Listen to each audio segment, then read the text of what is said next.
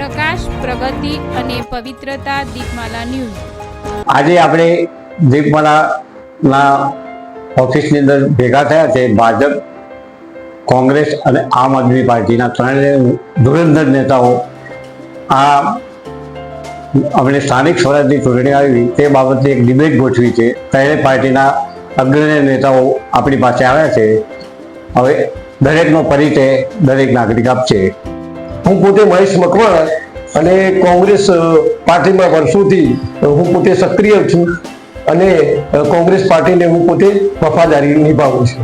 નમસ્કાર મિત્રો, હું દર્શન પટેલ, ધમાસાનો વતની, હાલ આમ આદમી પાર્ટી તાલુકા પ્રમુખ છું અને મને જે આમ આદમી પાર્ટી મને જે મારા પદ આપ્યું છે એના હું વફાદાર છું અને હાલ હું 500 જિલ્લા પંચાયતનો પણ ઉમેદવાર હતો. નમસ્કાર મિત્રો, હું બળદેવ રામજીભાઈ કટારિયા, ગાંધીનગર જિલ્લા અનુજાતિ મોરચામાં મંત્રીની જવાબદારી નિભાવું છું. કરોલ નગરપાલિકામાં 2 ટર્મ કોર્પોરેટર રહ્યો, 2000 થી 2010 સુધી જિલ્લા પ્રમુખ બી બન્યો અનુજાતિ મોરચામાંથી. જય ભીમ, વંદે માતરમ. હવે સૌથી પહેલા હું ભારતીય જનતા પાર્ટીના અગ્રણી નેતાને હું સવાલ કરીશ કે જે સ્થાનિક સ્વરાજની ચૂંટણીની અંદર ભારતીય જનતા પાર્ટીએ બળદ કરી તમે 34 થી 36 સીટો લાવ્યા, પણ સામે મને એવું પણ લાગી રહ્યું છે કે જે 2 પેનલો જંગી બહુમતીથી કોંગ્રેસની જીતી છે અને અમુક જગ્યાએ જે તમારી ભારતીય જનતા પાર્ટીના ઉમેદવારો જે હતા એ મામૂલી 470, 600, 700, 900 એવા વોટથી જીત્યા છે. એટલે કોંગ્રેસનો થોડો મતની ટકાવારી વધી છે અને તમને જનતાએ થોડોક જાકારો આપ્યો હોય એવું આ મત ગણતરીના આંકડા પરથી અમને લાગી રહ્યું છે. આ બાબતે તમે શું કહેવા માંગો છો? હું આપના માધ્યમથી કહેવા માંગુ છું કે જે વોર્ડ નંબર 11 ખરો એ તો વર્ષોથી કોંગ્રેસનો ગઢ રહેલો છે. એટલે ત્યાં ગાડી સ્વાભાવિક છે, ત્યાં વર્ષોથી કોંગ્રેસ જ આવે છે. એટલે ત્યાં કોંગ્રેસ આવી એક મહત્વની બાબત છે કે ભાઈ ત્યાં કોંગ્રેસ આવે જ કેમ, કોંગ્રેસનું ગઢ છે. ધારો કે દેખો આપણે 2 નંબર વોર્ડ તો ત્યાં વર્ષોથી કોંગ્રેસ આવે છે, એમાં અહીંયા પણ કોંગ્રેસનો ગઢ છે કહેવાય છે, એટલે કોંગ્રેસ આવે એમાં કંઈ છે નહીં. બિલકુલ સાચી છે કે વોર્ડ નંબર 11 ની અંદર જેમ બળદેવભાઈ કટારિયાશ્રીએ વાત કરી કે વર્ષોથી કોંગ્રેસનો ગઢ રહેલો છે, પરંતુ ઘણા સમય પહેલા ત્યાં શૈલેષભાઈ સોલંકી બીજેપીની સીટ ઉપર પણ ચૂંટાયા હતા. પછી કિરણભાઈ મેહરિયા પણ 11 નંબર વોર્ડની અંદર બીજેપીની સીટ ઉપર ચૂંટાયા હતા. તો ઘણા સમયથી વોર્ડ નંબર 11 ની અંદર તમે કયા પ્રમાણે કે કોંગ્રેસનો ગઢ હોવા છતાં ત્યાં બીજેપીએ પોતાનો ઉમેદવાર 1-2 ઉમેદવારો ત્યાં આપેલા છે. પરંતુ આ વખતની જે સ્થાનિક સ્વરાજ્ય 2026 ની ચૂંટણીમાં એટલું બધું પરફેક્ટ કોંગ્રેસે સાહેબ રિઝલ્ટ આપ્યું છે કે ત્યાં ભારતીય જનતા પાર્ટીના આગળના ઉમેદવાર હોવા છતાં, ત્યાંના કોર્પોરેટર હોવા છતાં, દાખલા કે આપણે હિમાક્ષીબેનની વાત કરી લો, ત્યાં ભારતીય જનતા પાર્ટી તરીકે હિમાક્ષીબેને વોર્ડ નંબર 11 ની અંદર પોતે 5 વર્ષ એક ઉપપ્રમુખ અને પ્રમુખ પદ ત્યાં નિભાવ્યું છે, પણ તેઓ વોર્ડ નંબર 11 ની અંદર ત્યાં વિકાસ કરી નથી શક્યા. એટલા માટે ત્યાંની 11 નંબરની જે મતદાર છે તેઓ એમને ત્યાંથી હાકી કાઢી અને સંપૂર્ણ કોંગ્રેસની પેનલને સ્પષ્ટ બહુમતી આપી છે. દર્શનભાઈ પટેલ, આમ આદમી પાર્ટીના નેતા, તમને એવું કહેવા માંગુ છું કે ગઈ વખતે તમારી આમ આદમી પાર્ટીના જે ઉમેદવારો જીત્યા હતા એ ઉમેદવારો કરતાં આ વખતે મારા અંદાજ પ્રમાણે તમે 2 થી 3 ગણા ઉમેદવારો જીતી લાવ્યા છો. ભલે ઉત્તર ગુજરાતમાં તમારી આમ આદમી પાર્ટીના ઉમેદવારો નથી જીત્યા અને તમે કલોલ લોકલ નગરપાલિકાની ચૂંટણીમાં કોઈ ઉમેદવાર જીતાડી શક્યા નથી. તાલુકા પંચાયત, જિલ્લા પંચાયતમાં પણ તમે નથી લાગી શક્યા, પણ તમને સૌરાષ્ટ્ર અને અમુક બીજા એરિયાની અંદર બહુ સારું તમે પ્રભુત્વ બતાવ્યું છે. તો તમારી પાર્ટીના હવે પછીના શું સમીકરણો છે ને આ સમીકરણ હાલ રિઝલ્ટ ના આવ્યા એ બાબતે તમે શું કહેવા માંગો છો?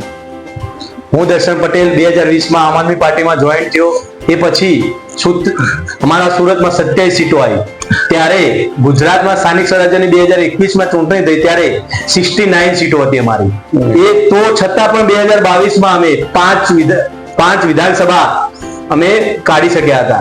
તો આખરે તો અમે ટોટલ 510 સીટો ઉપર અમારો વિજય થયો છે અને નર્મદા જિલ્લો અમારા શાસન ના અમારા પ્રમુખ બનશે અને 12 તાલુકા પ્રમુખો આમ આદમી પાર્ટીના બનશે. તેમજ તમને કહેતા અતિ ખુશી થાય છે કે 25 જિલ્લામાં આમ આદમી પાર્ટીની સીટો આવી છે. આ અદ્ભુત નજારો બતાવી રહ્યો છે અને ગ્રામીણ ઇલાકામાં આમ આદમી પાર્ટીનો શેર 11% થી પણ વધુ આગળ વધી રહ્યો છે. તો નેક્સ્ટ ટાઈમ અમારા એમએલએ 20 થી 25 એમએલએ અમે જીતી જઈશું એવું અમને બાહેધરી છે. અમારી પાર્ટીના કાર્યકર્તાઓ જે રીતે ડગ્યા નહીં, ભારતીય જનતા પાર્ટીએ જે કાર્યકર્તાઓ પર હુમલો કર્યો, જે પ્રમાણે એમને ખરીદવાની કોશિશ કરી, પણ આમ આદમી પાર્ટીના નીડર સૈનિકો જે રીતે ડર્યા નહીં અને લડત આપી, તો એ પ્રમાણે અમે એક સારું પ્રદર્શન કરી રહ્યા છીએ. લોકો એવું કહેતા ત્રીજો મોરચો ચાલે નહીં, પણ આ મોરચો ચાલી ગયો છે ને ભવિષ્યમાં અમારી 2037માં અમારી સરકાર હશે, એમાં બેદખલ નથી ને 2032માં અમે વિપક્ષમાં હશું મોટા પ્રમાણમાં, એ પણ છે. અને 2027માં અમારી કમસે કમ 45 સીટો અમે એમાં લડીને લાવીશું એવો વિશ્વાસ ધરાવી છે. જય હિન્દ, જય ભારત. બીજું દર્શનભાઈ, તમે પોતે ઉમેદવાર હતા જિલ્લા પંચાયતના. તમે જિલ્લા પંચાયતના ઉમેદવાર હતા ત્યારે તમને પોતાને જો તમે પ્રચાર કરવા ગયા તો એ જગ્યાએ લગભગ ભાજપનું શાસન, ભાજપના ઉમેદવારો હતા અને ભાજપના પ્રતિનિધિઓ તો પ્રજાએ ચૂંટીને મોકલ્યા હતા. છતાં પણ મને જાણવા મળ્યું છે મુજબ છતાં પણ તેઓ કોઈ પણ જાતના વિકાસના કામો નથી રહ્યા. અને આવી કોઈ તમને ફરિયાદ મળેલી છે કે ભાઈ કામ નથી થયા, હજુ પરિસ્થિતિ એને છે? તમારા જે ઉમેદવાર તરીકે જે તમારો મત વિસ્તાર હતો એ બાબતે તમારા મતદારોનું કહેવું શું છે? હવે 5 ગામમાં અમે ઉમેદવારી પછી મેં પ્રચાર કરવા ગયા ત્યારે નાદીપુરમાં ગયા ત્યારે ત્યાં રેતી કૌભાંડનો બહુ મોટો મુદ્દો હતો. એ પ્રમાણે ત્યાંના રોડમાં થયેલો છે એવું. તેમજ સરકારી યોજનાનો ત્યાં પ્લોટ લોકો માંગ્યાની પ્લોટની સ્કીમ હજુ સુધી પહોંચી નથી. આજ સુધી ભારતીય જનતા પાર્ટી અને કોંગ્રેસે ગરીબ માણસોને પ્લોટની યોજના ગ્રાઉન્ડ લેવલ સુધી પહોંચાડી નથી. તો તેના સ્થાનિક જે ભારતીય જનતા પાર્ટીના અને કોંગ્રેસના જે નેતાઓ છે 70 વર્ષથી રાજનીતિ કરી રહ્યા છે, તેમને ત્યાંના ગરીબો લોકોને સરકારી યોજનાનો મેક્સિમમ લાભ મળે એ માટે એમને કોઈ પણ કાર્ય કર્યું નથી એવું મારા ધ્યાનમાં આવ્યું છે. તેમજ અમે જ્યારે પાંસર ગામ પંચાયતમાં ગયા ત્યારે ત્યાં રાવળ સમાજમાં પાણીનો પ્રશ્ન છે. 1 કલાક પાણી આવે છે, લોકોને જીવવા માટેની બેઝિક સુવિધા પણ 70 વર્ષમાં પ્રોવાઈડ કરી નથી શક્યા. તો મારે ભારતીય જનતા પાર્ટીનું તાલુકામાં શાસન છે અને જિલ્લામાં શાસન છે, તો આગલા 5 વર્ષમાં એ લોકો ત્યાં પાણીની ટાંકી બનાવે અને એ લોકોનું સોલ્યુશન લાવે.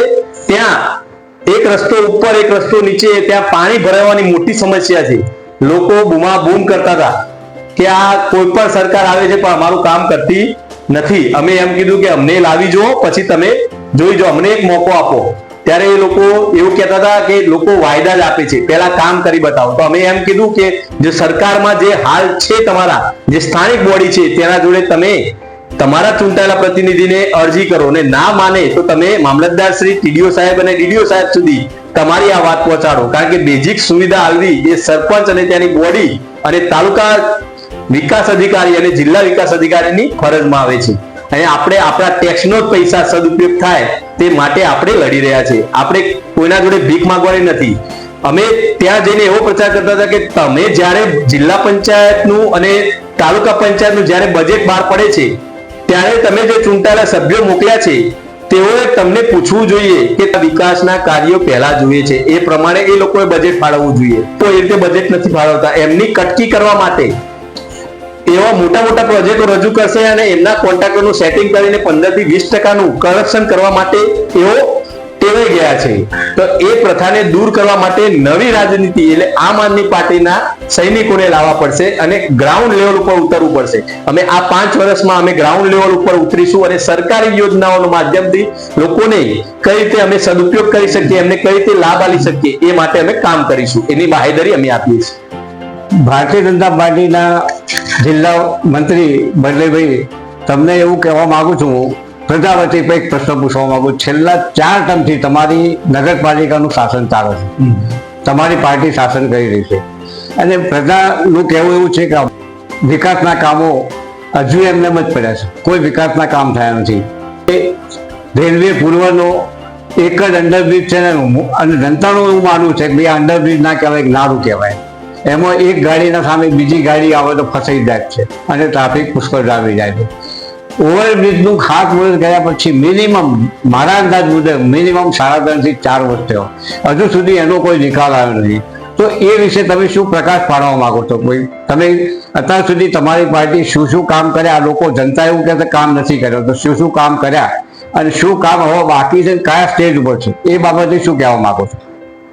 આમાં એવું છે રજની કાકા કે 17 કરોડનું જે ટેન્ડર હતું ઓવરબ્રિજનું, એને રિવાઇઝ કરીને 44 કરોડમાં કર્યું છે. અને એ કામ નગરપાલિકાએ પણ જીયુડીસીને આપી દીધેલું છે. એટલે જીયુડીસીના અંડરમાં છે. એટલે એમને જે આ વચ્ચે રસ્તામાં આવતી રેલવેની નીચેના આવતી જે ગટર લાઈનો, પાઇપ લાઈનો, એ બધું કરી અને 1 વર્ષની અંદર આ બ્રિજ તૈયાર થઈ જશે એ મને વાત મળી જીયુડીસી તરફથી કે 1 વર્ષના અંડરમાં આ ઓવરબ્રિજ તૈયાર થઈ જશે. પણ પહેલાં જે ગટર લાઈન છે, પાણીની લાઈનો છે, એ બધી કરી અને પછી કામકાજ ચાલુ રાખશે. એમાં 44 કરોડનું જે ટેન્ડર એ જીયુડીસીને જ આપી દીધું છે, જીયુડીસી જ કરવાનું છે. આમાં નગરપાલિકાને કંઈ છે નહીં. અને અત્યારે હાલ રેલવે પૂર્વને આપવાનું છે, જેથી રેલવે પૂર્વની જે એસસી સમાજની મોસ્ટ ઓફ પ્રજા છે એમને કોઈ તકલીફ ના પડે. અને પાર્ટી એસસી સમાજ માટે તત્પર છે કે ભાઈ પાણી ગટર માટે એમને પૂરેપૂરી સુવિધા આપવી. રહી વાત અંડરબ્રિજની, અંડરબ્રિજ બી તમે કીધું હમણાં એ બી લાઈન ઉપર છે, ઓવરબ્રિજ બી થઈ જશે. અને આવનાર 5 વર્ષની અંદર કોઈ તકલીફ નહીં પડે. અને આવનાર 5 વર્ષની અંદર 12 સીટો ભાજપની આવશે. હું એવું કહેવાનું છે મારી પાર્ટી બિલકુલ કામ નથી કરતી, પણ કલોની જનતાનું કહેવું એવું છે કે ભાઈ હમણાં રેલવે પૂર્વ એક બગીચો બનાવ્યો, હવે એનો એ લોકોના વહીવટદાર એવું કહે છે 5 કરોડ રૂપિયાનો બગીચો બનાવ્યો. અમે આ બાબતે અમારા અખબારની અંદર આખો અહેવાલ છાપ્યો હતો. અને પૂર્વની જનતાનું કહેવું છે કે ભાઈ આ 5 કરોડ રૂપિયાનો બગીચો આવો ન હોય, સરદાર બાગ કરતા પણ અધ્યતન હોવો જોઈએ. તો એમાં પણ એવું કંઈક લાગી રહ્યું છે કે લોકોને સંતોષકારક એક બગીચો લાગ્યો નથી. આ બાબતે શું કહેવા માંગો? હવે લોકોના મધ્ય એમને તો ખબર ના હોય. લોકો પ્રજા એવું કહે છે કે ભાઈ વિકાસ નથી, તો પ્રજાને ક્યાંથી ખબર પડે કે ભાઈ ગ્રાન્ટ નથી ફાળવી? ગ્રાન્ટ તો ફાળવે, કોર્પોરેટો ગ્રાન્ટ તો ફાળવતા જ હોય છે, પણ આ તો પ્રજાનો અમુક વિઘ્ન સંતોષી હોય કે ભાઈ આમ કર્યું તેમ કર્યું, એ રીતના હોય ને. રહી વાત બગીચાની, તો બગીચા તો સરસ જ બનાવ્યો છે, નાનો છે પણ સારો બનાવ્યો છે. ગ્રાન્ટ નથી ફાળવ્યો. ગ્રાન્ટ તો સરકાર ફાળવે જ છે, ગ્રાન્ટ તો આવે જ છે, પણ ગ્રાન્ટનો પૂરેપૂરો ઉપયોગ નથી થતો એવું જનતા કહે છે. હું એવું નથી કહેતો કે જનતા એવું નથી કે ગ્રાન્ટ નથી આવતી, પણ તમે કહો છો ગ્રાન્ટનો પૂરેપૂરો ઉપયોગ નહીં થતો, પબ્લિકને ક્યાંથી ખબર પડે કે આટલી ગ્રાન્ટ ફાળવી આટલું થયું, એવું ક્યાંથી ખબર પડે? એ તો જે તો અમુક વિઘ્ન સંતોષી હોય સાહેબ મારા, અને આ બધી વાતો ઉડાડતા હોય. બાકી પબ્લિકને તો એમને રોડ, રસ્તા, પાણી અને ગટર વ્યવસ્થિત હોય, લાઇટો, એટલે પબ્લિકને સંતોષ જ છે. પબ્લિક આવે છે, કલોલ નગરપાલિકા મારા જેવા જોડે બી આવે છે કે આટલું કામ છે, અમે સંતોષકારક કામ કરી આવીએ, એટલે પબ્લિકને કંઈ તકલીફ નથી રેલવે પાછળ. તમે પૂર્વના રહીશ તો પૂર્વના રોડ શું ફસતા આરામથી ગાડી તમે ચલાવી શકો એવા રોડ, વાત તમારી સાથે એવા રોડ છે. વિકાસ થયો તો તમે હમણાં ગટર લાઈન, પાણી લાઈન નાખી, રોડ તો બનાવ્યા હતા જ, વ્યવસ્થિત હતા જ ને. તો આરસીસી ના પૂરેપૂરા આખા રેલવે પૂર્વની અંદર સરસ હતા, પણ ગટર લાઈન નો પ્રોબ્લેમ થઈને કોલેરા ફાટી નીકળ્યા, એટલે આખી લાઈનો ચોકઅપ થઈ ગઈ હતી, પાણી લાઈન જોડે મિક્સ થઈ ગઈ હતી, એટલે એના માટે એને ખોદી નાખવામાં આવ્યા. અને નવા નવી બોડીની અંદર અમારા નગરપાલિકા એ તમારે આમ રોડ ચકાચક થઈ જશે, એ અમે તમને ગેરંટી આપીએ છીએ કે રેલવે પાસેના બધા રોડ એકદમ ચકાચક થઈ જશે અને સફાઈ બફાઈ બધું થઈ છે. રઘુવીર ચોકડીથી રાધાકૃષ્ણ મંદિર સુધીનો રોડનો એ તોડ્યા પછી આજની તારીખમાં એવી જેવી પરિસ્થિતિ. તો હમણાં જે 6 મહિના ની છે સાહેબ મારા, ભાઈ પહેલા એને તિગડા બી માર્યા હતા, એને મસ્ત ડોમર પેવર બી કર્યું હતું આપણે દિવાળી વખતે, સરસ બનાવી દીધો હતો. એ વખતે પબ્લિક ને તકલીફ નથી, પણ ડોમર નો રોડ તો તમને ખબર છે સેટ કાંકરી ઉભો એટલે નીકળી જાય, તો એમની સુવિધા માટે તો કરી આપ્યું હતું ને. હવે જે અમારી નવી બોડી આવી છે એ મસ્ત આરસીસી ના નવા રોડ બનાવી દેશે. એમાં કોઈ તમે હવે ફરિયાદ જ તમારે કરવાનું, તમારે જે પત્રકાર તરીકે તમે જે ફરિયાદ કરશો ને કે ભાઈ લોકોના માધ્યમથી પબ્લિક, એ તમને મોકો જ નહીં મળે. તમે એમ કહેશો ભાઈ સરસ કામ થયું. હું તો પત્રકાર તરીકે જનપ્રતિનિધિ છું, જનતાની જે ફરિયાદ હોય એ સવાલ કરવાની મારી સવાલ કરું. તમે સવાલ તો મેં કહીએ છીએ કે હવે તમને મોકો નહીં મળે. તમે બીજા બધા આરસીસી રોડ તોડ્યા, એમાં આરસીસી જ તમે રિપેર કર્યા, તો એ રઘુવીર ચોકડીથી રાધાકૃષ્ણ મંદિર સુધીનો આરસીસી કેમ રિપેર ના કર્યું? કેમ ડોમર કરેલું છે? તો ડોમર કેમ લગાડતો? ડોમરનો તહેવાર કેમ? અત્યારે ડોમર એટલા માટે કે ભાઈ તહેવાર હતો, દિવાળી જેવો તહેવાર, પબ્લિકને તકલીફ ના પડે એટલા માટે કર્યો હતો. પણ હવે હું તમને કહું છું કે આ વખતે જે અમે ચકાચક રોડ બનાવી દઈશું ને એ તો તમે બી રેલવે પાસે રહો છો. તમે બી કહો છો કે ભાઈ સરસ બની ગયો. જયારે આ અંડરબ્રિજ ની અંદર આપણે જયારે રોડ બનાવ્યો ડામરનો ઉબડ ખાબડ રોડ હતો ત્યારે તમે જ કીધું કે ભાઈ મસ્ત આમ નીકળી જઈએ તો કઈ તકલીફ નહીં પડતી. એટલે એવા રોડ અમે બી બનાવી દઈશું એમ એકદમ ચકાચક. આજે રેલવે પૂર્વની જે બી ફરિયાદ છે એનું કારણ એક જ છે, તમે બી પૂર્વના રહીશ છો, હું બી પૂર્વનો રહીશ છું. અને પૂર્વની જનતા અને મને પોતાને જે લાગે છે એ જનતા ફરિયાદ કરે છે. એટલે હું કહું છું કે આજે પૂર્વના રોડના કોઈ ઠેકાણા નથી ગયા. વિકાસનું કામ તો થવાનું, જનતાનો અધિકાર છે ફરિયાદ કરવાનો. એ ફરિયાદ કરશે ત્યારે તો ખબર પડશે ને કે ભાઈ અહીંયા આ તૂટી રહી ગઈ છે, અહીંયા આટલું કામ કરવાનું રહી ગયું છે. એ ફરિયાદ કરશે ત્યારે ખબર પડશે ને કે અહીંયા રોડ ગટરનું ઢાંકણું ખુલી ગયું છે, અહીંયા રોડ તૂટી ગયેલો છે, અહીંયા ગટર ઉભરાય છે. તો પબ્લિકનો તો અધિકાર છે ફરિયાદ કરવી. ફરિયાદ કરશે ત્યારે એમના માધ્યમથી ચૂંટાયેલી પાંખને ખબર પડવાની ને કે ભાઈ આટલી તૂટી. એ ચૂંટાયેલી પાંખ તૈયાર જ છે એના કામ કરવા માટે. એટલે પબ્લિક જે તમે કહો છો કે પબ્લિકના માધ્યમથી કે ભાઈ પબ્લિક ફરિયાદ કરે, તો પબ્લિક ફરિયાદ કરવાનો અધિકાર છે, ક્રિયા નથી. અને જે ચૂંટાયેલી પાંખ છે એમનો અધિકાર છે એમની ફરિયાદ સાંભળી કરવાનો. હવે જે ફરિયાદ કરશે કે ભાઈ આ ગટરનું ઢાંકણું નથી, ગટર ઉભરાય છે, તો અમારી ચૂંટાયેલી પાંખ એને એટ અ ટાઈમ વિધિન અઠવાડિયાની અંદર એને રિપેર કરી દેશે. અઠવાડિયાની અંદર એમના જે પ્રોબ્લેમ સોલ્વ કરી દેશે એ હું તમને બાય કરી આપું. પબ્લિક ફરિયાદ કરશે, તમે એવું કીધું. પબ્લિક ફરિયાદ કરે, પબ્લિક ફરિયાદ કરશે ને, પબ્લિક નું જે જ્યાં તૂટી રહી છે, જે ગટર ઉભરાય છે તે પબ્લિક ફરિયાદ કરવાની એમનો અધિકાર છે. હા, કોર્પોરેટર ને ફરિયાદ કરવાનો. અને કોર્પોરેટર ની બી ફરજ બને છે કે એમની ફરિયાદ સાંભળી એનો તાત્કાલિક નિકાલ કરે. હું એ કહેવા માંગુ છું કે ત્યાંના સ્થાનિક કોર્પોરેટરે આ ધ્યાન રાખવું જોઈએ. પબ્લિક ધ્યાન રાખે પહેલા એમના વોર્ડમાં લોકોને શું તકલીફ છે, સ્થાનિક કોર્પોરેટર તો 15,000 મહિને એક આંટો મારતા જ હોય છે એમના એરિયાની અંદર. પણ કદાચ આંટો માર્યા પછી બીજા ત્રીજા દિવસે ગટર ઉભરાઈ કે પાણીની લાઈન લીકેજ થઈ તો કોર્પોરેટરને ખબર ના હોય તો પબ્લિકે ફોન કરીને કહેવાની છે. અને એમાં અમારા જાગૃત કોર્પોરેટર છે, ફોન કરીને કહેશે એટલે એટ ધ ટાઈમ એનો પ્રોબ્લેમ સોલ્વ થઈ જશે. હવે રહી વાત તમે કહો છો ભાઈ 5 ની અંદર અમારી પેનલ પૂરી આવી, 4માં પૂરી પેનલ આવી, પણ તમે કેટલા વોર્ડના લેટથી જીત્યા છે જોયું છે? 400, 700, 600 વોટથી જ જીત્યા છો. એટલે પબ્લિકે તમને પૂરેપૂરા સ્વીકાર્યા નથી એવું જનતાનું માનવું છે. અને રિઝલ્ટ એવું બતાવી રહ્યું છે પબ્લિક તમને પૂરેપૂરા સ્વીકાર્યા નથી. હું તમને એમ કહેવા માંગુ છું 50-100 વોટથી જીત્યા હોય ને તો એમ મનાય કે ભાઈ પબ્લિક પરાણે સ્વીકાર કર્યા છે. પણ 600-700 વોટ તો વધારે જ કહેવાય ને, કેમ કે માર્જિન 6,000-7,000 નું છે તો 600-700 વોટથી વધારે જીતે તો સારું જ કહેવાય ને. હજુ 50-100 વોટથી જીત્યા હોય તો એમ લાગે પબ્લિક જાકર આપવા માંગતી પણ છેલ્લે ચાન્સ આપ્યો. પણ એવું નથી. 500-600 વોટથી 700-700 પબ્લિક તો સાથે છે ને ભાઈ. 600-700 પબ્લિક એવું ઈચ્છી રહી છે કે ભાઈ આ પેનલ આવે. તમે 11 નંબરની જે વોર્ડમાં જો તેટલી બધી લીડ છે. આજે 1200, 1500, 2,000 વોર્ડની લીડ છે. જ્યારે 2 નંબરના વોર્ડની અંદર 4,000ની લીડ છે. મેં હમણાં જ તમને એટલે ચોથી તો ઝાકરો આપણે જ કહેવાય ને. ત્યાં આગળ તો મત લાયા જ છે. તમે રહ્યો તો 11 નંબરની, તો 11 નંબરમાં અમારે હેમાક્ષીબેને, અમારે ભાઈ શૈલેષભાઈએ, કિરણભાઈએ આ બધું પબ્લિકના કામ કરેલા જ છે. અને કેટલાય કામ થયા છે, રોડ, રસ્તા, લાઈટ, બધું. હવે એમ પબ્લિકે કેમ જાકારો આપે તો પબ્લિક ને હોય ને. એવું નથી કે ભાઈ નથી કામ કર્યું ને એમને જાકારો આપે, એવું નથી. એમને કામ કરેલા છે છતાં જાકારો આપે તો પબ્લિકના મૂળ ઉપર છે ને. પણ એમને કામ તો કરેલા જ છે ને. ના કર્યા હોય જાકારો આપો તો વાત અલગ છે, પણ કામ કર્યા તો પબ્લિકના મૂળ ઉપર આવી ગયું. છતાં જો વોટ શેર તો વધ્યા છે ને. જ્યાં ભાજપ જઈ નતું શકતું ત્યાંની ભાજપની ઉમેદવારો ટિકિટો લેવા માટે તૈયાર થઈ જાય છે. ત્યાં અમે જાહેર સભાઓ કરેલી છે. એટલે અમારી સમાજ જે એસી સમાજ તો સ્વીકાર કરવા કરી જ રહી છે ને. એવું નથી કે ભાઈ ભાજપને જાકારો આપી દીધો.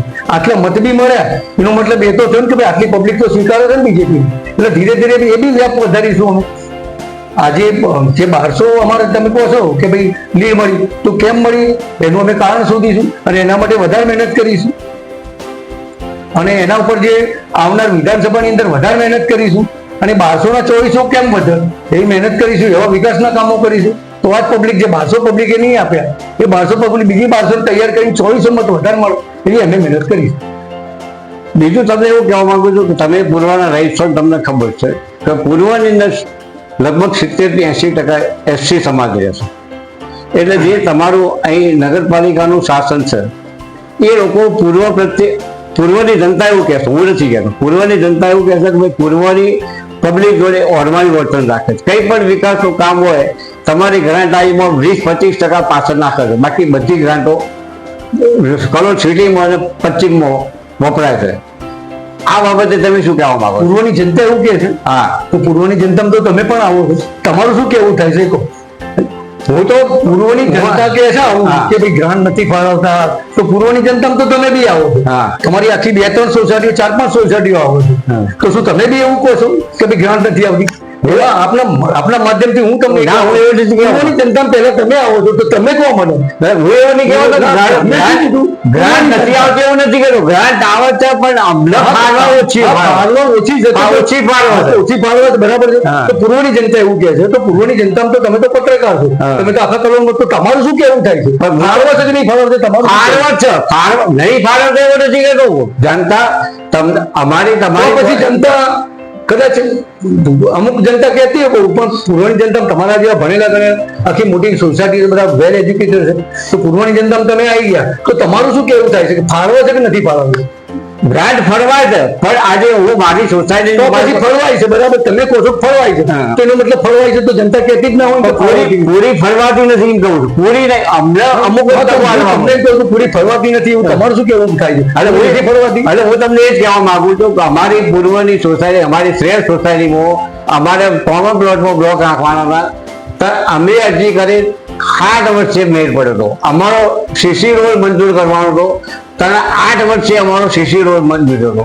આ ગ્રાન્ટ ઓછી આવતી તાના મારો નંબર મોડો આવતો છે ને, આ મારું ગણી છે હું માનું. એવું નથી. ગ્રાન્ટ ઓછી આવતી હોય તો અમારી સોસાયટી મોટી ઘરે તમે એમ કહેવા માંગો ખર્ચો છો, મોટો આવતો હોય. તમે એમ કહેવા માંગો છો કે ભાઈ અમારે ગ્રાન્ટ ઓછી એટલે અમારું મોડું બ્લોક ન ખયા, હા. અમારું એવું કેવું છે? હા, તમારું એવું કેવું થાય હા. છે કે ભાઈ ગ્રાન્ટ ઓછી આવી એટલે અમારે મોડા બ્લોક ન ખાય. હા. હવે તમારા બ્લોક તો પહેલા આ બોડીની અંદર જ નખાઈ ગયા હતા, આપણે એ 4 વર્ષે નખાય.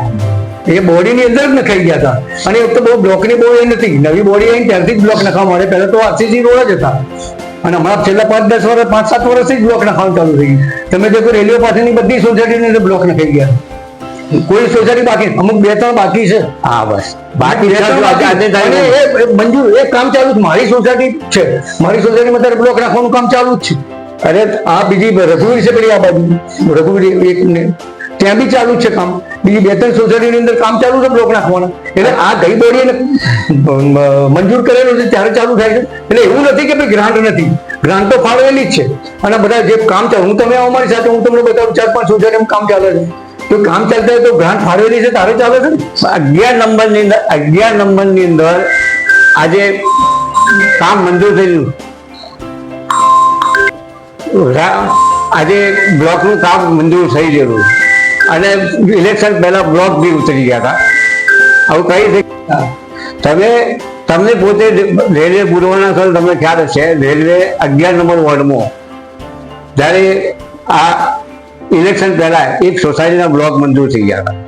ઇલેક્શનમાં કોંગ્રેસની આખી પેનલ આવી તો ટ્રેક્ટર આવીને બ્લોક ઉપાડી હતી. તમને ભારતીય જનતા પાર્ટીને વોટ ના પહેલા બ્લોક લીધો એ વસ્તુ હકીકત સારી કહેવાય. ક્યારની વાત કરું? 11 નંબરના વોર્ડની વાત.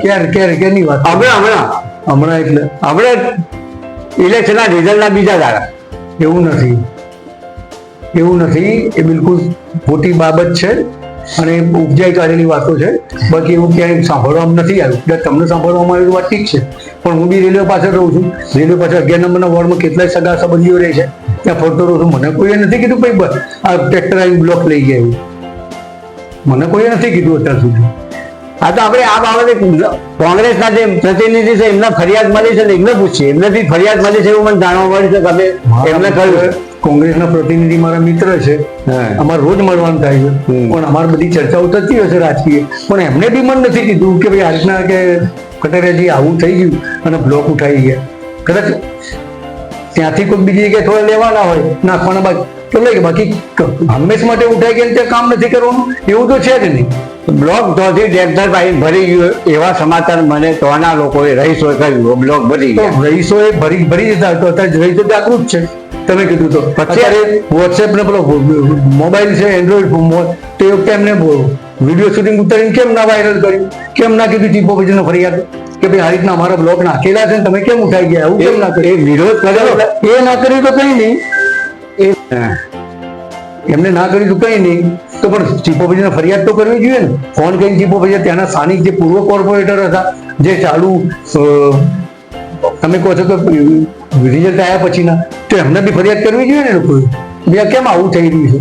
પણ એવી તો કોઈ ફરિયાદ કોઈ કરી નથી. મારા જવાબ કંઈ આવ્યું નથી એવું. કઈ નહીં, હવે આ બાબતે આપણે કોંગ્રેસના પ્રેસિડેન્ટ પૂછીએ. ચાલો. આપણે ભાજપના પ્રતિનિધિ આપણે બળદેવભાઈને પૂછ્યું કે રેલવે પૂર્વ 11 નંબરના વોર્ડમાંથી જનતાની ફરિયાદ એવી હતી કે બ્લોક તોથી ચૂંટણી હારી ગયા પછી ભારતીય જનતા પાર્ટી હારી ગઈ એટલે બ્લોક ઉપાડી લીધા. એટલે એમનું કહેવું એવું છે કે ભાઈ મને આવું સાંભળવા નહીં મળ્યું. તમે આ બાબતે જાણો છો? આ બાબતે શું કહેવા માંગો છો? પહેલા તો સ્પષ્ટ વાત કહું છું કે અમારા જે મિત્ર જે બીજેપીના લીડર છે બળદેવભાઈ કટારિયાએ, જેમણે એમણે 10-15 મિનિટની સ્પીચમાં એવું કહ્યું કે સંપૂર્ણ ભારતીય જનતા પાર્ટીની પેનલ ચૂંટાઈ એ વિકાસના નામે ચૂંટાઈ. પણ મારું પોતાનું એવું માનવું છે કે જો ભારતીય જનતા પાર્ટીએ પોતે આટલો વિકાસ કર્યો હોય તો જનતા પાર્ટીના ઉમેદવારશ્રીઓએ સાડીઓ કેમ વેચવી પડે છે? પેલો મારો પ્રશ્ન છે. બીજું કે તમે વિકાસના નામે જો મત માંગતા હોય તો રેલવે પૂર્વ વિસ્તારની ખાલી માત્ર વાત નહીં કરતો, સમગ્ર 11 નંબર વોર્ડની અંદર ક્યાંય પણ આજે મને પોતાને વિકાસ દેખાતો નથી. હું રેલવે પૂર્વ વિસ્તારની અંદર વોર્ડ નંબર 11 ની વાત કરું તો ત્યાંથી આપણે બીવીએમ ફાટક જે ખરું એ બીવીએમ ફાટક થી બળિયા ફાટક સુધીની રોડની જે હાલત છે એ તમે સમગ્ર કરોડના મતદારો જોઈ ચૂક્યા છે. બીજું તો મજુરામસિંહ સોસાયટીના નાકેથી રતી સોસાયટીના નાકા સુધીનો તમે રોડ જુઓ, બિલકુલ ભંગાર હાલતમાં છેલ્લા 5 વર્ષથી તે પડ્યો છે. બીજું કે રેલવે પૂર્વ વિસ્તારની અંદર આદર્શનગર સોસાયટીથી લઈ અને માનવ મંદિર સુધી તમે જુઓ તો એ છેલ્લા 5 વર્ષથી રોડની હાલત ખરાબ કરી નાખી છે. સિદ્ધાર્થ સોસાયટીથી લઈ અને ગરનાળા સુધીનો તમે રોડ જુઓ તે ભયંકર હાલતની અંદર ત્યાં બિલકુલ હાલત ખરાબ છે. તો આ વિકાસ અમને ક્યાંય દેખાતો નથી. બીજું કે ભારતીય જનતા પાર્ટીના ઉમેદવાર શ્રીઓને માત્ર ને માત્ર ખાલી પોઝિશન આપવામાં આવે છે, પાવર નથી આપવામાં આવતો.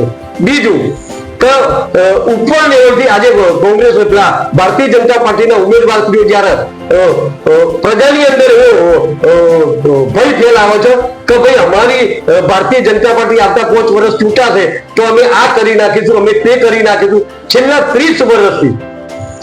30 વર્ષથી સમગ્ર ભારત ને સમગ્ર ગુજરાતની અંદર ભારતીય જનતા પાર્ટીની સરકાર બની રહી છે અને એ લોકોનું એવું કહેવું છે કે ભાઈ અમારા પરમિશનની જરૂર પડે છે. તો ઉપર જયારે કેન્દ્રમાં કોંગ્રેસની સરકાર હતી તો એ લોકો એવું ભ્રમ ફેલાવતા હતા કે ભાઈ ઉપરથી અમારું પરમિશન નથી મળતું.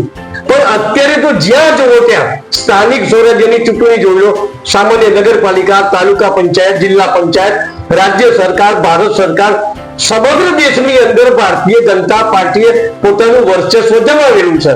તો એમને પોતાને હવે ક્યાં તકલીફ પડે છે વિકાસ કરવામાં? નાની બાબતમાં વિકાસની બાબતમાં પહેલા પરમિશન લે તો ઉપર કેન્દ્રની સરકાર હતી તો અમારે કોંગ્રેસ સરકાર પરમિશન આપતી નથી. આજે તો નીચેથી ટોપથી મોડી બોટમ સુધી સંપૂર્ણ સરકાર એમની છે, છતાં પણ એમનો ક્યાંય વિકાસ સમગ્ર ભારતની અંદર કે ક્યાંય દેખાતો નથી. એ બિલકુલ સનાતન સત્ય છે. રેલવે પૂર્વ વિસ્તારની વાત છોડી દો અને આપણે બજાર પશ્ચિમ વિસ્તારની વાત કરો તો સિંધબાદ હોટલથી લઈ અને ઓવરબ્રિજ સુધીનો જે લઘુમતી વિસ્તારની અંદર રોડ આવે છે એ માત્ર લઘુમતી વિસ્તારનો રોડ નથી, એ સમગ્ર કલોની માટે માણસાથી અવર જવર કરનાર સાધનો માટેનો રોડ છે. તો ત્યાંની તમે હાલત જુઓ. છેલ્લા 10 વર્ષથી હું પોતે અનુભવી રહ્યો છું કે લઘુમતી વિસ્તાર હોવાથી ત્યાં ભારતીય જનતા પાર્ટી ત્યાં પોતે જ્ઞાતિવાદનું સમીકરણના આધારે વ્યવસ્થા પૂરી પાડતી નથી. આ બિલકુલ સત્ય છે. બીજું આ તમે જે કીધું એ જ બાબતે હું કહેવા માંગુ કે પાછળ રેલવે પૂર્વ પર લઘુમતી સરકાર આપણી લઘુમતી કોમ કહેવાય એસસી કોમ્યુનિટી છે એટલે જ તો પૂરી સગવડ ના અપાતી હોય એવું મારું પોતાનું માનવું છે. અને જે પેલું હમણાં મેં વાત કરી 11 નંબરમાં બધા બ્લોક ઉપાડી ગયા, હવે એ એટલે કોઈ જગ્યાએ જરૂર લઈ ગયા હોય ગમે તે પણ બ્લોક લઈ ગયા એ હકીકત તોની જનતા કહી રહી છે. આજ સવારે જ મને આવતા જ એક ભાઈ કીધું ના તમારી વાત સાચી છે, મેં જોયું બ્લોક લઈ ગયા. તો આ બાબતે શું કહેવા માંગો છો? એ બિલકુલ સત્ય વસ્તુ છે. તો એવા તો કલોલને ખાલી માત્ર દાખલા નહીં, તમે સમગ્ર ભારતીય જનતા પાર્ટી ગુજરાત રાજ્ય સ્થાનિક સ્વરાજ્યની ચૂંટણીમાં જુઓ, તમે અખબાર યાદીમાં અને સોશિયલ મીડિયામાં પણ જોયું કે એક ભાઈ તલવાર લઈ ભારતીય જનતા પાર્ટીનો ઉમેદવાર હારી જાય છે અને ત્યાં સંપૂર્ણ પાણી બંધ કરી નાખવાની ધમકીઓ આપી દીધી છે. એ ગુજરાત સમગ્ર જાણે છે. ક્યાંક સંસદ સભ્યો હોય, ક્યાંક ધારાસભ્યો હોય, ખુલ્લેઆમ પ્રજાને ધમકીઓ આપો છો. ચૂંટણી પહેલાની વાત કરીએ છે, એ સમગ્ર ધમકીઓ આપે તો તમને ધ્યાન નહીં આપીશું, તમારી લાઈટો બંધ કરી દઈશું, તમારું આ કરીશું, તમારું તે કરીશું. સમગ્ર ભારતીય જનતા પાર્ટી ધમકી સિવાય બીજી કોઈ પ્રવૃત્તિ કરતી નથી અને એમની જે રાજનીતિ છે એ ડરાવવાની અને ધમકાવવાની રાજનીતિ છે. હવે અત્યારે જે કઈ સરકાર પણ સ્થાનિક સ્વરાજ્યની ચૂંટણી હોય કે ગુજરાત સરકાર હોય કે કેન્દ્ર સરકાર હોય, હવે એવું કહેવાય છે કે ભાઈ પંચાયતથી મોડીને પાર્લામેન્ટ સુધી ટોટલી ભારતીય જનતા પાર્ટીનું શાસન છે. છતાં સ્થાનિક સ્વરાજની અંદર જે બી બોડી ચૂંટાય છે એના અમુક કામો માટે વિલંબ થતો હોય છે અને જે કામ થાય છે તો બિલકુલ ગોકળગાયની દ્રષ્ટિએ થતું હોય છે. આ બાબતે તમે શું કહેવા માંગો છો? હવે છેક સુધી પાર્લામેન્ટ સુધી સરકાર એમની બધા એમના જ પ્રતિનિધિઓ છે તો કેમ અટકાશે? આપણે વડલી કાકા બહુ સરસ પ્રશ્ન કર્યો કે પંચાયતી પાર્લામેન્ટ સુધી તમામ પાવરો પાર્ટી જોડે છે, પણ મેં આગળ કહી ચૂક્યો કે ઉમેદવાર સ્ત્રીઓને પોઝિશન હોવા છતાં પાવર નથી આપવામાં આવતો. એટલે એ બિચારાઓ જ્યારે પણ કામ કરવાની કોઈ ધગત હોય તો એમને બિચારા ઉપરના આકાઓને પૂછવું પડે અને ઉપરના આકાઓ તો લીલી ઝંડી આપો તો કોમ થાય.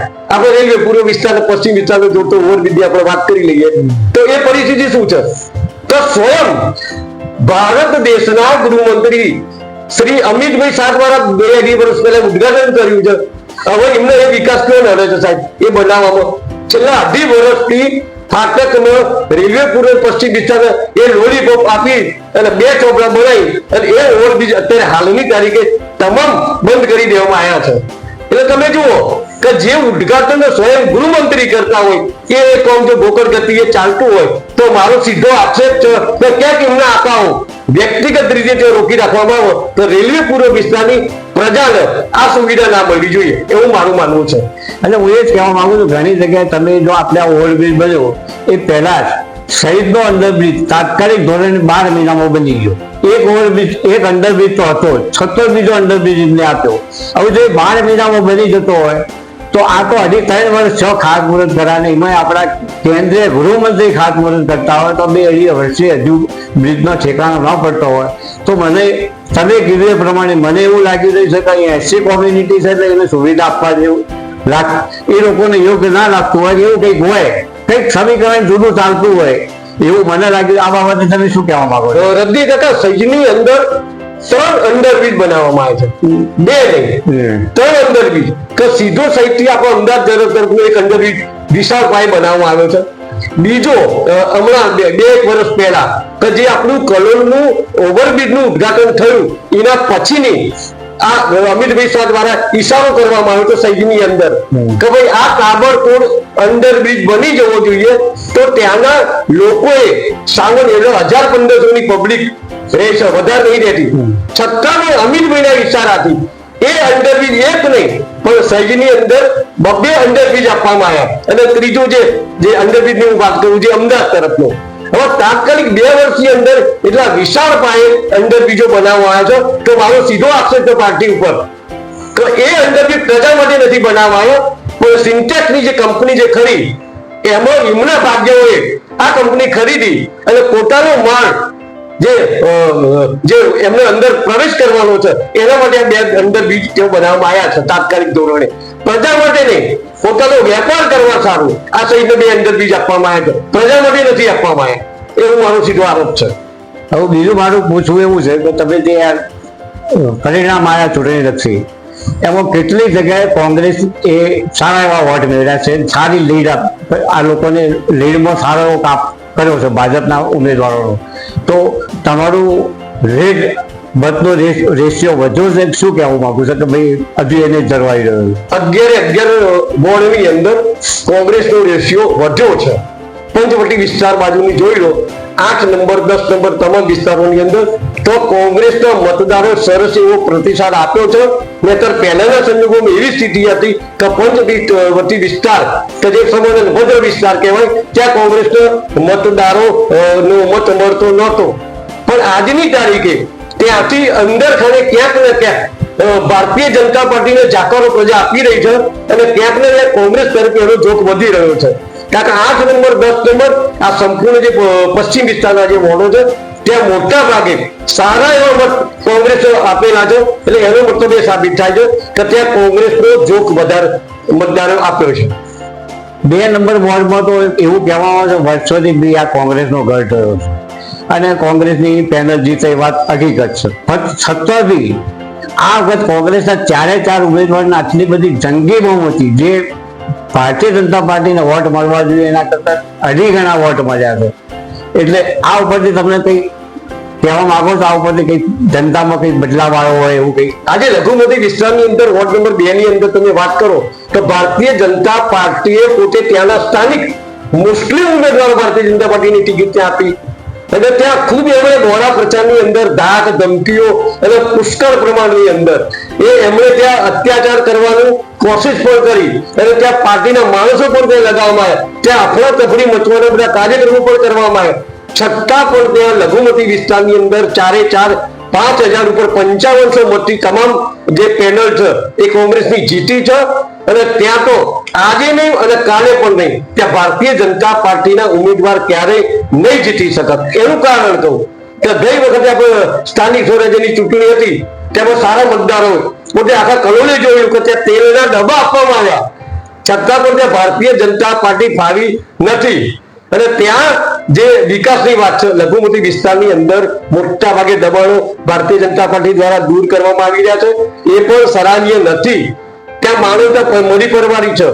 દબાણોના નામે લઘુમતી વિસ્તારોની અંદર અત્યાચાર ભારતીય જનતા પાર્ટી કરી રહી છે એવું મારું પોતાનું માનવું છે. બીજું એવું કહેવામાં આવે છે ભાઈ આપણે બદલે કીધું ભાઈ લોકોની ચાહના છે ભારતીય જનતા પાર્ટી, એટલે તો ભારતીય જનતા પાર્ટીના 4 ઉમેદવાર બિનહરીફ થયા. એટલે એ લોકોની ચાહનાથી બિનહરીફ થયા તો આ બાબતે તમે બીજો કઈ પ્રકાશ પાડવા માંગો છો? ના, બિલકુલ. આ 4 જે ઉમેદવારો બિનહરીફ થયા એ ક્યાંક ને ક્યાંક અંદર કોને પોતે ભારતીય જનતા પાર્ટીના ઉમેદવારો જીતી શકે એવા સક્ષમતા નહોતી. આ બહુ સ્પષ્ટ મારું માનવું છે.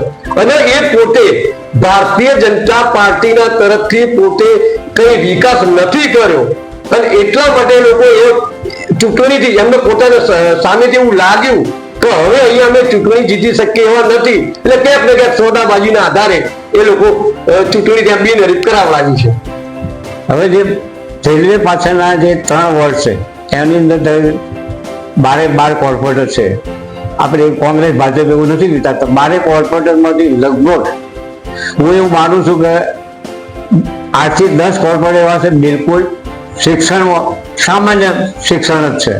હવે જેમની પાસે શિક્ષણ જ નથી એ નગરપાલિકાનો કઈના વોર્ડનો શું વિકાસ કરશે? હું તો છેલ્લે એક વાત કરું તો નેક્સ્ટ સમયની અંદર જે બીજેપીના 6 ઉમેદવારો વોર્ડ નંબર 5 અને વોર્ડ નંબર 4 એના 4 ઉમેદવારો મતલબ 4 ને 4 8 આ ઉમેદવારો એક બે એવા ઉમેદવારો બીજેપી જનતાએ પાર્ટી આપ્યા છે કે સાહેબ મને જઈને પૂછજો કે 1 કરોડની પાછળ કેટલા મીંડા લાગે એ પણ એમને ખ્યાલ નહીં હોય. અને આ તો નગરપાલિકાનો જે વહીવટ છે એ કરોડો રૂપિયાનો વહીવટ છે. હવે તમે એકની પાછળ કરોડની કેટલા મીંડા લાગે એ ઉમેદવારશ્રીને ખબર ના પડે.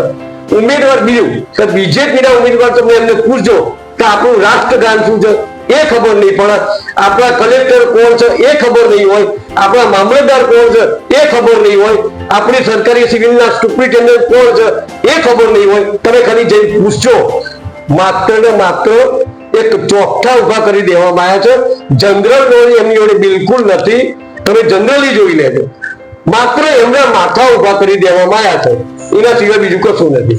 આજે શ્રી ઉમેદવાર હોય તો ભલે કદાચ એ ઓછું ભણેલા હોય, કદાચ તમે ઉમેદવાર તરીકે એમને પાર્ટી એને ટિકિટ આપી, જે બી પાર્ટી આપી હોય અને પાર્ટીએ ટિકિટ આપીને જીતી ગયા, પણ કેટલીક જગ્યાએ શ્રી ઉમેદવાર એવા છે કે એમના પતિ પણ ભણવામાં બિલકુલ નહીવત શિક્ષણ તેમની પાસે, અને ઘણી જગ્યાએ શ્રી ઉમેદવાર શિક્ષણ ઓછું હોય તો એનો વહીવટ એમના પતિ કરતા હોય છે, પણ અમુક જગ્યાએ એવું છે કે એમના પતિ પણ વહીવટનું જ્ઞાન ના હોય એવા ઉમેદવાર જીત્યા છે. આ બાબતે તમે શું કહેવા માંગો? એ તો બહુ સ્પષ્ટ વાત છે.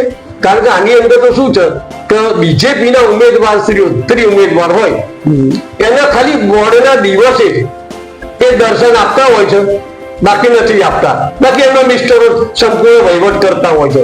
કારણ કે બેનની અંદર તો કોઈ નોલેજ જ નહીં હોતું કે નગરપાલિકા શું છે, નોટિફાઈડ એરિયા શું છે, ટીપી ફાઇનલ શું છે, ટીપી શું વસ્તુ છે.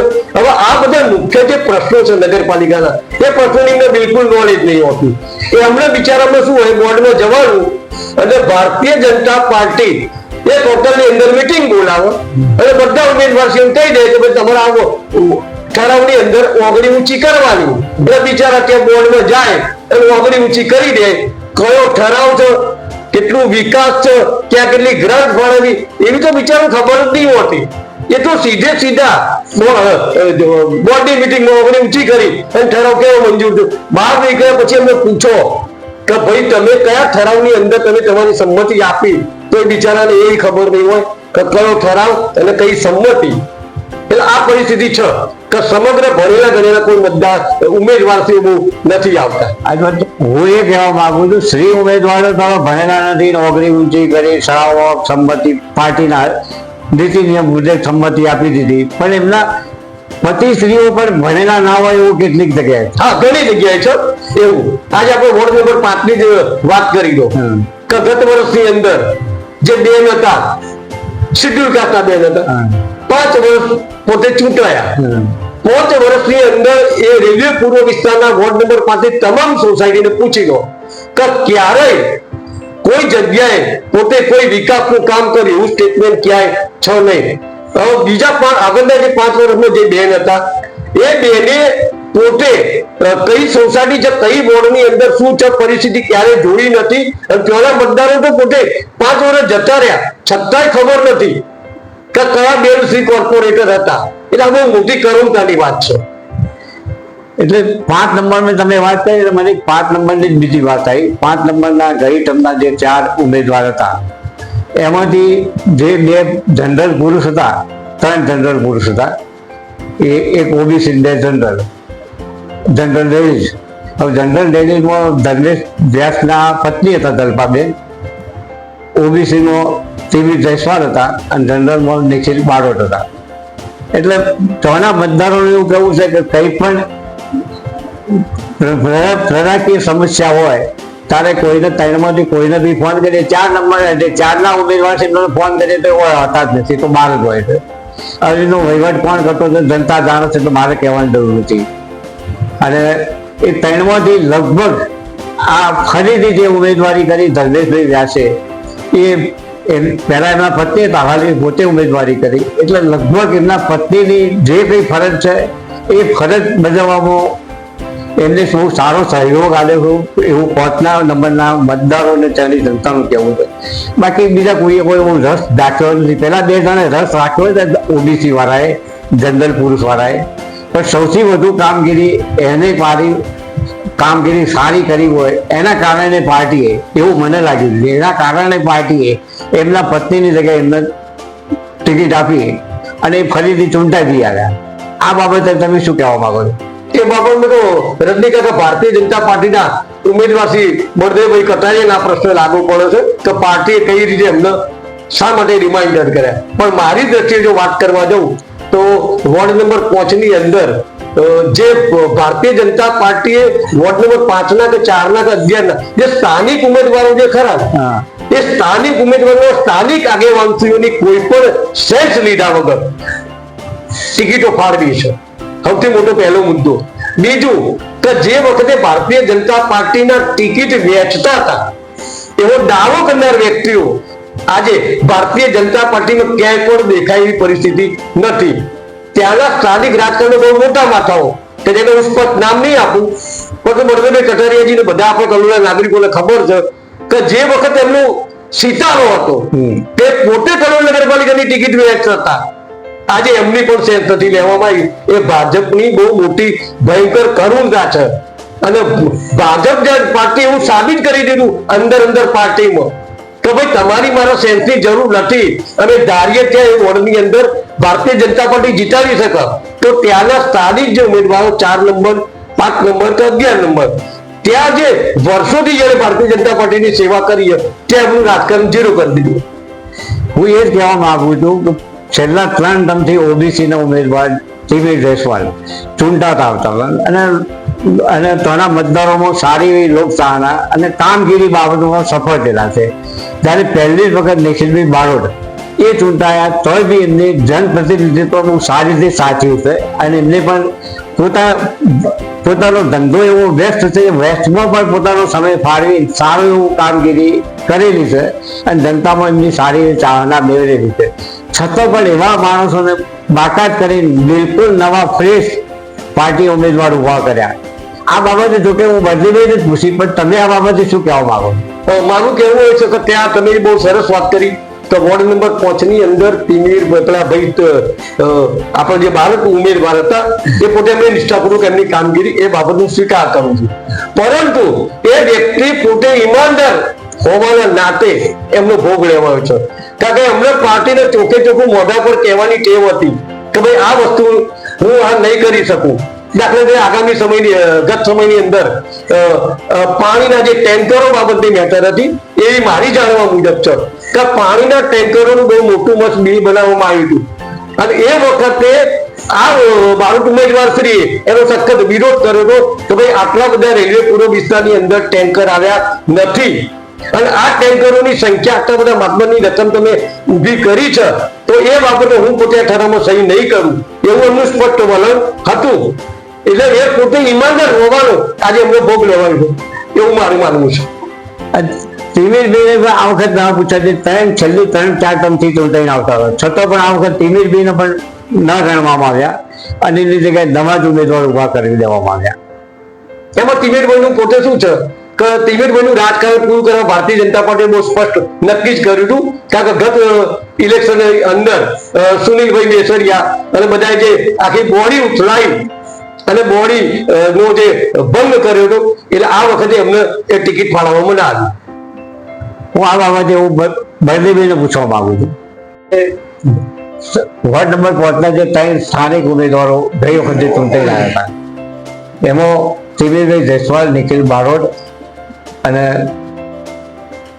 જલ્પાબેન, આ 3 ઉમેદવાર જલ્પાબેનની જગ્યાએ જો કે એમના પતિના ધર્મેશભાઈ આપી, પણ બાકીના 2 સારા એવા તમે પણ 5 નંબરના રહીશ છો, તમને ખબર છે કે એમની લોકોની સફળ કામગીરી હતી, જનતાના પ્રશ્નો ઉકેલવામાં તત્પર હતા અને ગમે નિખિલભાઈ તો એટલા બધા કામમાં વ્યસ્ત હોવા છતાં પોતાનો સમય ફાળવી જે તે જગ્યાએ મુલાકાત લઈ અને પ્રજાકીય પ્રશ્નો સોલ્વ કરવામાં એમની સારી સફળ કામગીરી હતી. તિમિરભાઈની બી સારી સફળ કામગીરી હતી.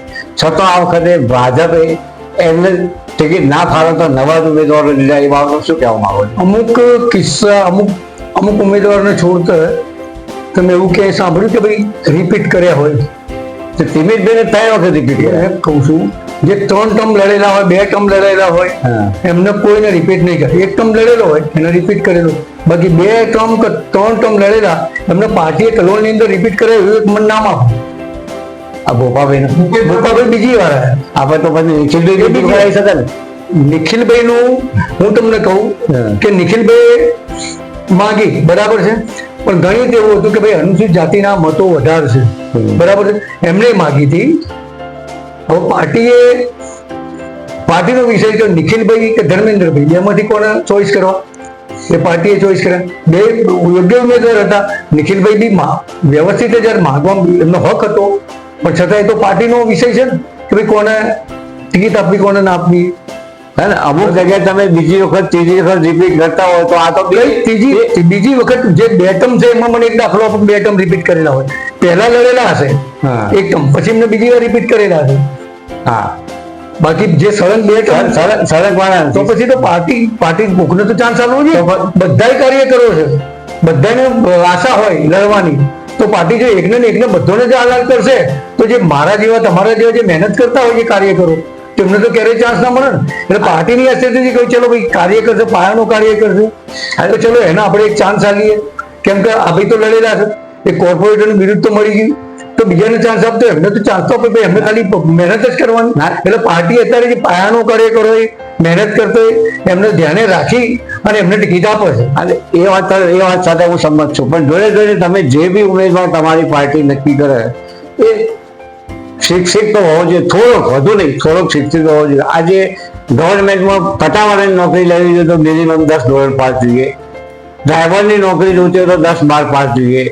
તો આ સામાન્ય કોર્પોરેટરની ચૂંટણીમાં મિનિમમ ભાઈ 4 ધોરણ ભણેલો હોય, 3 ધોરણ ભણેલો હોય, જેને સહી કરતો ના હોય તેવો માણસ ચૂંટાઈ બહાર આવી જાય. એ તો પાર્ટી થોડું વિચારવું જોઈએ ભાઈ મિનિમમ. તમે મને એવા નામ તો કહો કયા શિક્ષિત હવે તમે જાણો છો તો તમે ક્યાંથી જાણી લીધું કે આ શિક્ષિત છે? એવું મારે કોઈના વ્યક્તિગત કોઈના ઉપર દોષારોપણ ના કરાય. ના ના, એવા દોષારોપણ ના કરાય. ના ના, તમારે આવો પ્રશ્ન મને પૂછે, તમે જાણતા હોય ત્યારે પ્રશ્ન પૂછો તો તમારે મને નામ આપવું જોઈએ. અને જો તમે નામ ના આપો તેનો મતલબ કે તમારી વાત ખોટી છે. ના, ખોટી સાચી વાત સાચી. એવું તો નથી જ કે જેને સહી કરતા ના આવતું, વાંચતા ના આવતું એને ટિકિટ આપી. સાહેબની વાત થોડો ભણેલા તો હોય છે જ. કેટલું ભણેલા છે? હવે તમે કોને તમને વાત મળી કે ભાઈ નથી ભણેલા? ચલો, વોર્ડ નંબર 4 અને વોર્ડ નંબર 5 ની અંદર એસએસસી પાસ થયો કયો ઉમેદવાર છે તમારો? કે તમને ખબર, તમે મને પ્રશ્ન પૂછો, તમે મને કોણ કે ભાઈ એસએસસી ભણેલો છે, 12મું ભણેલો છે એવું? શ્રી ઉમેદવાર કઈ હશે? ચલો, એસએસસી, મારી વાત સાંભળો, એસએસસી ભણેલો હોય, પાસ હોય, હા. એ બી શિક્ષિત તો કહેવાય ને. હા, એને વાંચવા લખવાની તો ખબર પડે. એ સબ 12મું હોય તો એ જે કદાચ પાર્ટી તમે એમ કહો છો કે ભાઈ અશિક્ષિત તો નહીં આપી, વાંચતા લખતા આવડતું એને આપી, તો એને એટલે બોર્ડમાં જે કઈ કામગીરી થાય છે એ વાંચી તો શકવાનું. હાલ અમારા માધ્યમથી ભાઈ અમારા સાહેબે મહેશભાઈએ કીધું કે ભાઈ આગળ અધર કરી દેજો, તો શું એવું એ વાંચતા જ નહીં હોય? વાંચતા તો હશે બોર્ડના અંદર જે ઠરાવ થતા હોય, જે બોર્ડ પહેલું આવતું જે બી બોર્ડ આવે એમાં વાંચતા તો હશે ને. વાંચ્યા વગર તો સહી નહીં કરે. અને સહી કરતા એનો મતલબ એવો કે સહી કરે તો શિક્ષિત જ હશે. તો આપણે કેવું, આપણે એવું કઈ રીતના માની લઈએ કે એમને વાંચ્યું નથી? મહેશભાઈ તો એવું કહેવા માંગે છે કે ભાઈ કે એમના પાર્ટીનો આદેશ હોય કે આ બોર્ડમાં જે ઠરાવ થાય એમાં ઓગળી ઊંચી કરી દેવાની, એટલે લોકો ઓગળી ઊંચી કરતા. એમનું કહેવું તો એવું ના ના, સ્પષ્ટ બહુ મોટી વિકાસના કામો તો એ તો આગળ તો અધર કરવાના જ છે. એમાં એવું નથી કે ભાઈ ચલો આ ચલો મંજૂર, એવું નથી હોતું. ઠરાવ વાંચવામાં આવે છે કે ભાઈ આ રીતનું હોય છે, અને એમને જેમ કીધું પહેલા પ્રી બોર્ડ લેવામાં આવે છે અને બધી રીતે સમજાવવામાં આવે છે કે ભાઈ આ વિકાસનું કામ છે, અને ત્યારે જ એ લોકો એમ કહે છે કે ભાઈ મંજૂર. એવું તો નથી કે ભાઈ ચલો બોર્ડ વંચાઈ ગયો આખું અને બધા આંગળીએ જાય, એવું તો હોતું જ નથી. એટલે એ એવું જે કહેવામાં આવે છે એવું તો હોતું જ નથી. બધા ભણેલા ગણેલા જ હોય છે, કોઈ આંગળી અધર કરતું નહીં. એ અભ્યાસ કરીને જ આવ્યા હોય છે અને વિકાસના કામોનું જ હોય છે. આ તો હવે જે તમારા ઉમેદવાર ભાજપના કોંગ્રેસના જેટલા ઉમેદવારો ઉભા રહ્યા છે, અમે માહિતી અધિકાર પ્રમાણે અમે છે ને ફોર્મમાં ભરેલી દસ્તાવેજો માગી લઈશું, એટલે ખબર પડશે કોણ કેટલું ભણેલું. એ તો હવે તમારો વિષય છે. બાકી અમને તો પોતાને ખબર છે કે ભાઈ આ જે ઉમેદવાર જે ઉભા રહ્યા છે એમાંથી મોટા ભાગે 5 ધોરણ 7 ધોરણ એવા ભણેલા ઉમેદવાર છે. હું તમને એટલું તો કહેવા માંગુ છું કે એટલું 7મા ધોરણ સુધી પહોંચ્યો હોય જે વ્યક્તિ, બરાબર, અને જૂનું શિક્ષણ હતું તો 7મા ધોરણ સુધી પહોંચ્યો હોય ત્યાં તો માસ્તરો ના આવડે તો સોટી મારતા હતા. અત્યારે માસ્તરો, મારી વાત સાંભળો, તો 7મા ધોરણ સુધી એ વ્યક્તિ પહોંચ્યો હોય તો ભણેલોને વાંચતા લખતા આવડતું ત્યારે જ પહોંચ્યો ને. એ વાંચતા આવડતું હોય પણ પંચાયતી રાજ વિશેની નોલેજ ન હોય તો સુધી પંચાયતી રાજમાં બેસી ના શકાય. નગરપાલિકા પંચાયતી રાજ કહેવાય. હવે જો વહીવટી જ્ઞાન ના હોય, 7મા ધોરણનું વહીવટી જ્ઞાન હોય, વહીવટી જ્ઞાન ના હોય, વહીવટી, અરે યાર હું તમને શું કહેવા માંગુ છું કે વહીવટી કે પંચાયતી રાજની તમે વાત કરી, જ્યારે અંદર ઉતરશો ત્યારે તો ખબર પડશે કે એને પંચાયતી રાજ સારા ખોટાની ખબર પડશે. પણ જનતા કરે એવું કઈ રીતના કે આ દેશની અંદર ચૂંટણી લડવાનું દરેકને અધિકાર છે. તમે હાલ શું કીધું કે પંચાયતી રાજનો અનુભવ એ લોકો કે ઇલેક્શનમાં ઉતરી ગયા. હવે ટિકિટ માંગવાનો, ઇલેક્શન લડવાનો તો ભારતના બંધારણની અંદર આવાથી જ અધિકાર આપેલો છે. એ તો કોઈ પણ લડી શકે. એટલે એવું ચોક્કસ નથી કે ભાઈ પંચાયતી રાજ એનો અનુભવ હોય એ જ ઇલેક્શન લડી શકે. એ તમારી વાત બિલકુલ ખોટી છે. ભારતના બંધારણે આવાથી કોઈ પણ વ્યક્તિ 21 વર્ષની ઉપરનો કોઈ પણ વ્યક્તિ એને લડવું હોય તો ઇલેક્શન લડી શકે. અપક્ષની ઉમેદવારી લડી શકે. હવે તમે કીધું સ્થાનિક જે સક્રિય કાર્ય કરવાની ટિકિટ આપવામાં, ફતેહસિંહ કેટલા વર્ષથી સક્રિય કાર્ય કરશે? એમ બેઠમ લડેલા છે એ વોર્ડની અંદર. તમારા પાર્ટીમાં કેટલા વર્ષથી સક્રિય કાર્ય લડવાની વાત છોડો, તમારી પાર્ટીમાં સક્રિય છે, પ્રાથમિક સભ્ય છે વર્ષોથી. કેટલા વર્ષ? ના એ વાત ખોટી. સક્રિય સભ્ય છેલ્લા 12 મહિનાનો સક્રિય સભ્ય, બાકી તમારું સભ્ય નથી. પ્રાથમિક સભ્ય છે અમારા 10 વર્ષથી. એમના મિસિસ લડેલા છે, હારેલા છે, એમના દીકરી બી લડેલા છે, હારેલા છે. અને આજે પાર્ટી એમને આપી કે ભાઈ આ ચલો આ લડેલા છે, અને એમનો 11 નંબરમાં લડતા હતા તો આજે 5 નંબરમાં આવ્યા તો પાર્ટી એમને આપી. તેમની સરાહનીય તો કરી જ ને, એમની ઇજ્જત તો કરી કે ભાઈ તમે પાર્ટીના આટલા કામ, તો પાર્ટી એમને તો જોવો કે નહીં યાર, એમને આપવાનું તો ખરી જ ને પાર્ટી ટિકિટ. એમને માગી છે, એમને લડેલા છે, તો પાર્ટી એમને આપી તો સારું કામ કર્યું પાર્ટી. આ તો કેમ આપી નથી પૂછતો. તમે કહો છો પાર્ટીના સક્રિય કાર્યકરો એના ફાર્મ, એની વાત કરું છું. પાર્ટીના કેટલાક કાર્યકર છેલ્લા 20 વર્ષથી આની અંદર કામ કર્યો છે, તો એ લોકોને આ સુધી ટિકિટ નથી ફાળી. એવા કેટલાક છે તમારા કાર્યકરો, ભાજપના, કોંગ્રેસના બધા કેટલાક કાર્યકરો એવા છે છેલ્લા 20 વર્ષની સનિષ્ઠ કાયમ માટે કઈ પણ હોય તો ઝંડો લઈને ફરી વળે. હું એમ કહું છું કે પાર્ટીના સક્રિય કાર્યકરો છે, 20 વર્ષથી કામ કરે છે, નથી આપતા ટિકિટ તો એ ખભે ખભે મિલાઈને કામ એમને ટિકિટ નથી. એમનો વિચારો ભાઈ હું નહીં તો બીજા કોઈ નહીં, પણ મોટો પાર્ટીના માગનાર 20 જણા હોય, 25 જણા હોય, એકને જ આપવાની તો જેને આપી. હવે 25 માગી છે, એકને આપી તો 24 ને સપોર્ટમાં આવી જાય અને જીતવા મહેનત કરે છે. તો મારી પાર્ટીને આ તો તમે કહેવાય ભાઈ કે ભાઈ પાર્ટીના શું કહેવાય ઉત્સાહી કાર્યકરો કહેવાય. તમે કહો તો ભાઈ કે બંધારણીય નિયમ છે, ગમે એટલું ભરેલો છતો આપવામાં આવે છે. ગઈ વખતે, આ વખતે માગી ના માગી ખબર નથી. ગઈ વખત વોર્ડ નંબર 4 માં હિંમતસિંહ એમને મિસિસની ટિકિટ માગી. ગઈ વખત પાર્ટીએ એમનું શિક્ષણ ઓછું હોવાની ગણતરી એમને નથી આપી. તો શિક્ષણ ઓછું હોવાની ગણતરી એમને ના પડે. એનો છેલ્લો 30 વર્ષથી ભાજપ, 30-35 વર્ષથી મારી સમજણ પ્રમાણે ભાજપનો સનિષ્ઠ કાર્યકર છે અને આ સુધી પાર્ટી વિરુદ્ધ એક પણ કાર્ય એને નથી કર્યું. છતાં એવા માણસોને કાપ્યા છે અને છેલ્લા 10 વર્ષથી કામ કરતા હોય એને ટિકિટ આપી. મારા જાણવામાં એવું નથી આવ્યું કે ભાઈ અશિક્ષિત હતા. તમારા જાણવામાં આવ્યું છે? હવે મારા જાણવા એવું, તમારે જાણવામાં શિક્ષણ ઓછું ના આપે. એટલે તમે એવું જાણો પતિ પત્ની બંને શિક્ષણમાં શૈક્ષણિક નથી. પણ તમારે પાર્ટીના માધ્યમથી તમને એવું જાણવામાં આવ્યું કે અશિક્ષિત છે એટલે જનતાના મુખેથી ભાઈ એને તમે જનતાની વાત કરો, વ્યાજબી તો અશિક્ષિત છે એવું પાર્ટીએ તો ના જ કીધું હોય ને. પાર્ટી તો કોઈ ના ભાઈ પાર્ટીનો કાર્યકર છે, પાર્ટી એને યોગ્ય લાગે એને ટિકિટ આપો ને. એને યોગ્ય લાગે એ તો એને યોગ્ય ગણેલા બી માગતા હોય છે બધા. તમે હાલ કીધું 12મું 10મું, હા પણ પાર્ટીને લાગે કોઈ વ્યવસ્થિત તો એને આપો. પાર્ટી જનતા પાર્ટીના જરૂર નહીં શૈક્ષણિક બાબત. ના ના એવું નથી ભણેલા જ હોય છે. પણ તમે કેમ કઈ આ પત્રકારો કેમ આ રીતના પાછળ પડી ગયા છો કે અશિક્ષિત પાછળ હું તો પત્રકાર તરીકે મારી ફરજ બજાવું છું. જનતાના પ્રશ્નોનો સવાલ કરવાનો મારો હક છે. સવાલ કરીશ. તમારો હક છે જનતાના. હું સવાલ કરીશ. તમે પ્રતિનિધિ છો, તમે તમારા પાર્ટીના પ્રતિનિધિ છો, તમારા એ સવાલનો જવાબ કરવો તમારી ફરજ. તમારો સવાલ કરવાનો તમારી ફરજ છે અને મારી ફરજ છે સવાલ કરવાની. તમારો સવાલ કરવાની ફરજ છે, મારો જવાબ આપવાની ફરજ છે. અને જે મને યોગ્ય લાગે તમે કેમ સવાલ કરો છો? સવાલ કરો તમે કેમ સવાલ કરો છો એવું પત્રકારો આવા કેમ સવાલ કરો? એવું નથી કીધું મેં એમ કીધું તમે ભારતીય જનતા પાર્ટીની પાછળ કેમ પડી ગયા. એવું નથી કીધું કે તમે પત્રકારો આવા સવાલ. પત્રકાર એક સ્તંભ છે લોકશાહીનો. એક ચાર સ્તંભ છે, એક સ્તંભ પત્રકાર છે. આખો મીડિયા જે છે એ સ્તંભ છે અને એનો અધિકાર છે પ્રશ્ન પૂછવાનો. અને ચૂંટાણી પાક પછી ભાજપ હોય, કોંગ્રેસ હોય, કોઈ બી હોય, આમ આદમી પાર્ટી હોય, સપા હોય, બસપા હોય, કોઈ બી પાર્ટી ના હોય, તેને પત્રકારોનો પૂછવાનો અધિકાર છે. અને એમનો જવાબ જે ચૂંટાયેલા 5 સેકન્ડ નેતા છે એમને જવાબ આપવાનો અધિકાર છે. તારા બોલ્યા બરાબર. તમે કીધું પત્રકાર, તમે કેમ ભાજપની પાછળ? જો ભાજપ એવી વાત ના કરતો, મારે તો ભાજપ હોય કે આમ આદમી પાર્ટી હોય, તમે વારે ઘડી એક જ વસ્તુ અશિક્ષિત તો તમે અશિક્ષિત તમે તો તમારા અશિક્ષિત છે. તમારા હું છે બે સવાલ કરતા પહેલા શું કીધું કે તમારા ફક્ત ભાજપની વાત નહીં કરતો, કોઈ પણ ઉમેદવારને, કોઈ પણ ઉમેદવારના પાર્ટી આવું કેમ નથી વિચારતી એમ હું એ કહેવા માંગુ છું. હું ભાજપના ઉમેદવારની વાત નથી કરતો. ના તમે કોંગ્રેસના ઉમેદવારને 4 નંબર નથી વિચારતા. 4 નંબરના વ્યક્તિને તમે કોંગ્રેસના 4 નંબરના વોર્ડની અંદર કોંગ્રેસની જે ટિકિટ આપી જનરલ શ્રી અનામતમાં, એ પણ આવું જ છે.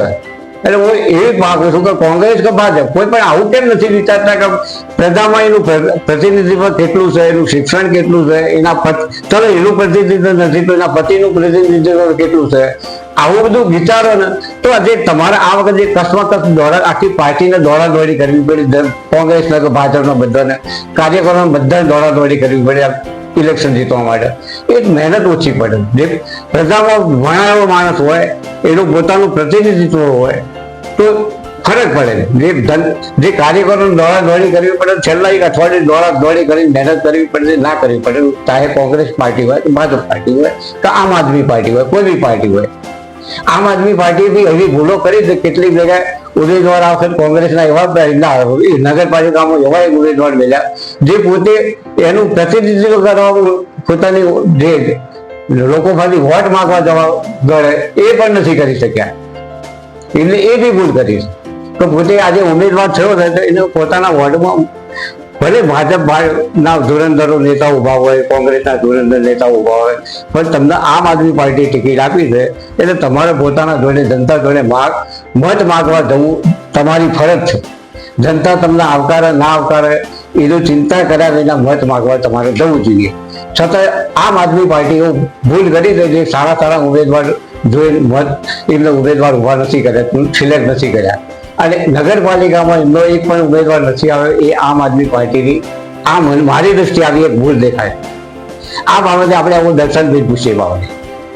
હવે જે મેં તમને હવે આ બજેટમાં પૂછ્યું કે તમારા જે નગરપાલિકામાં જે ઉમેદવાર તમે ઊભા કર્યા, તાલુકા પંચાયત, જિલ્લા પંચાયતમાં જે બી ઉમેદવાર કર્યા, જે તમે જે જુસ્સો ઉમેદવાર તરીકે જુસ્સો બતાવ્યો, લોકોમાં આખા 5 ગામમાં ફર્યા, એવા બીજા તમારા ઉમેદવારના આટલો જુસ્સાવાળા કેમ તમે સિલેક્ટ ના કરી શક્યા?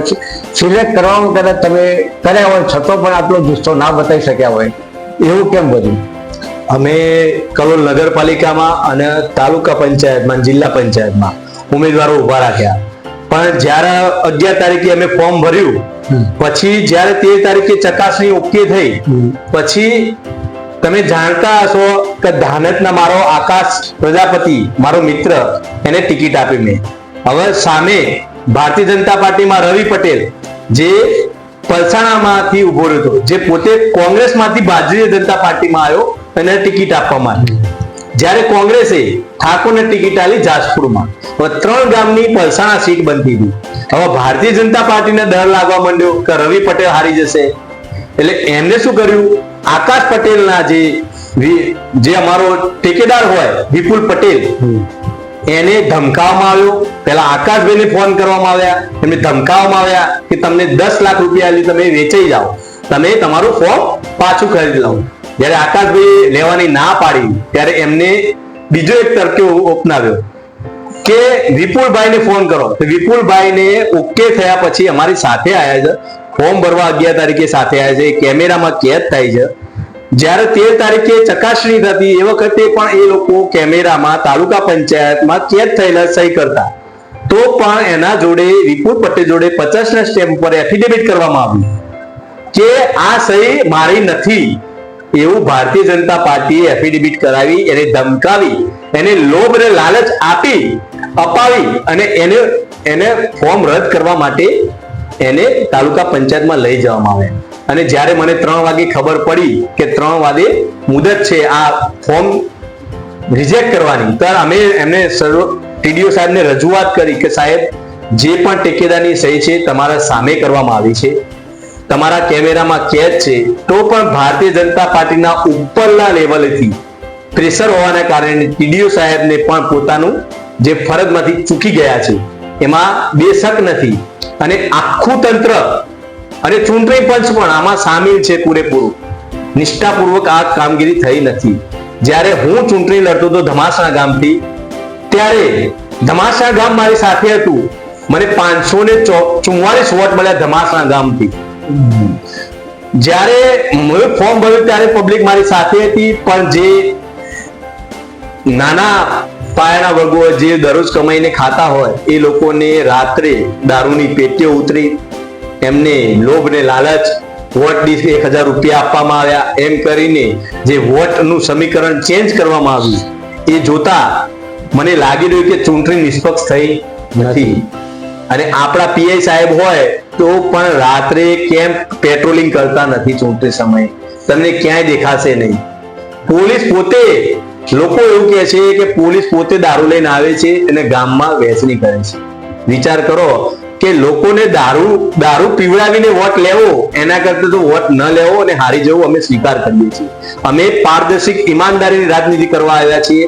છેલ્લા 5 વર્ષથી તમે જોતા હશો કે ખેડૂતોનું દેવું વધી ગયું છે.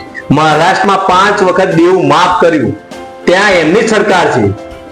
450 નો બાટલો આપણે રાજસ્થાનમાં મળી શકતો હોય તો ગુજરાતમાં કેમ નહીં?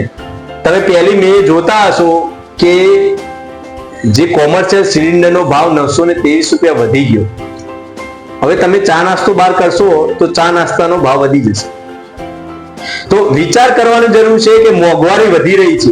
જેટલી વખત કમાન્ડનું બટન દબાવશો એટલી વખત મોંઘવારી વધશે અને ટૂંક જ સમયમાં 10-15 દિવસમાં પેટ્રોલ અને ડીઝલના ભાવ વધશે. આ સ્વીકારશે.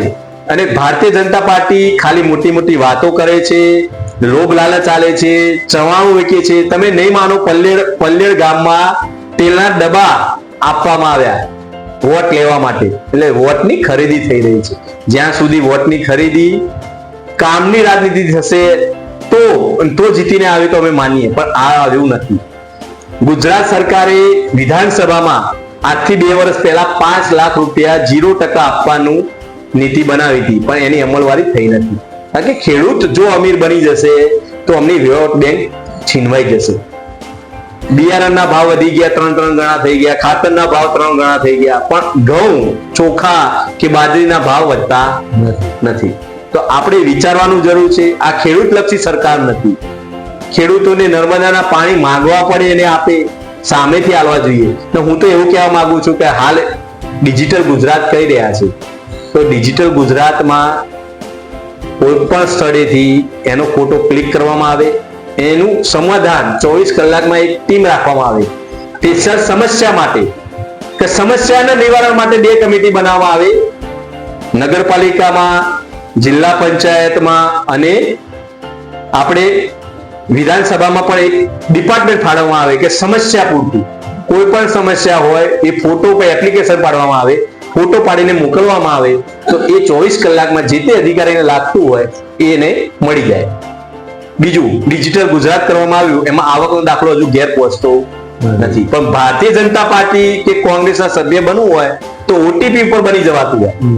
પણ જો આવકનો દાખલો કાઢવો હોય તો લાઇટ બિલ જોઈએ, 2 સાક્ષી જોઈએ, તલાટી સાહેબને ફોન કરવો પડે, તલાટી સાહેબ હાજર ના હોય એનો સહી સિક્કો કરીને પાછો આપણે જવું પડે, પછી પાછું નગરપાલિકાથી લેવા જવું પડે, તાલુકાનું તો તાલુકા પંચાયત લેવા જવું પડે.